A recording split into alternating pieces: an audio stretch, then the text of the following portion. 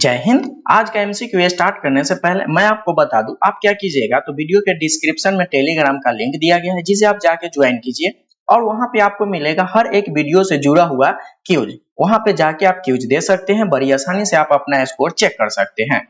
तो चलिए बिना देरी के हम लोग स्टार्ट करते हैं। पहला क्वेश्चन देखेंगे, अंतरिक्ष विभाग की स्थापना कब हुई थी? तो अंतरिक्ष विभाग की स्थापना जो है वह 1972 में हुआ था। इसका सही आंसर होगा ऑप्शन नंबर बी। उसके बाद देखेंगे हम लोग, अंतरिक्ष में जाने वाली प्रथम महिला है। अंतरिक्ष में जाने वाली प्रथम महिला जो है वह वेलेंटीना तेरेस्कोवा है। इसका सही आंसर होगा ऑप्शन नंबर सी। उसके बाद देखेंगे हम लोग, सोडियम का प्रतीक है। सोडियम का प्रतीक जो है वह Na होता है। इसका सही आंसर होगा option number C. Next question हम लोग देखेंगे, AU, AG, CU तथा FE में सबसे अधिक तन्यता कौन है? तो इसमें जो है वह सबसे अधिक तन्यता किसका है? तो AU का है। इसका सही आंसर होगा ऑप्शन नंबर ए।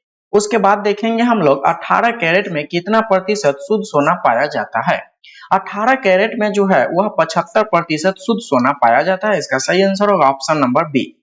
डायनामाइट में मुख्य रूप से होता है, डायनामाइट में जो है वह मुख्य रूप से क्या होता है? तो नाइट्रोग्लिसरीन होता है। इसका सही आंसर होगा ऑप्शन नंबर बी।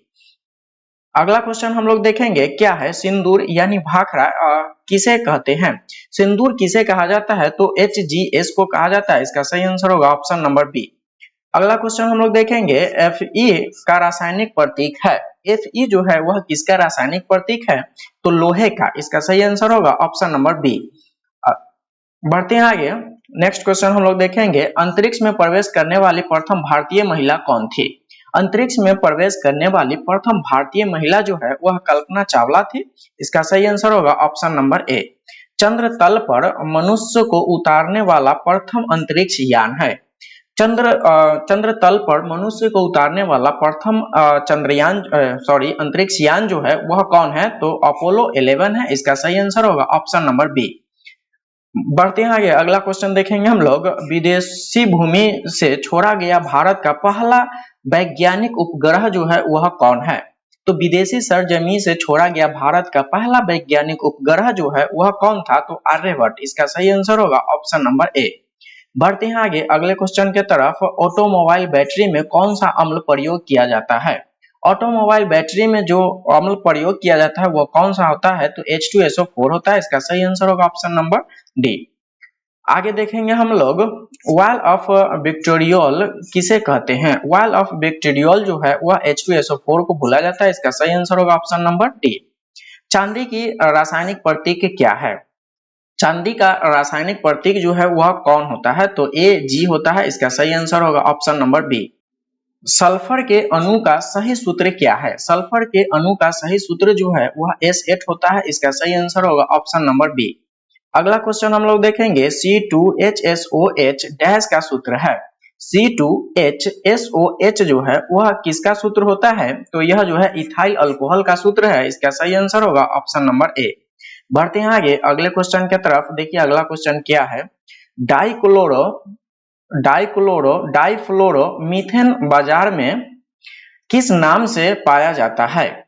डाइफ्लोरो मीथेन बाजार में किस नाम से पाया जाता है? तो वह जो है वह फियोन 12 होता है। इसका सही आंसर होगा ऑप्शन नंबर ए।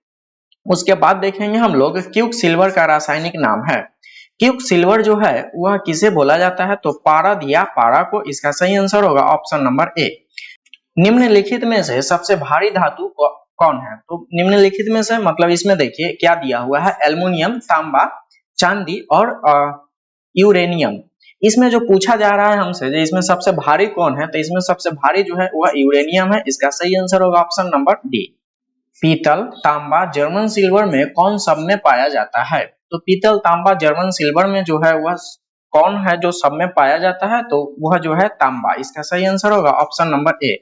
जस्ता चढ़ाने की प्रक्रिया में लौह चादर किससे लेपित किया जाता है?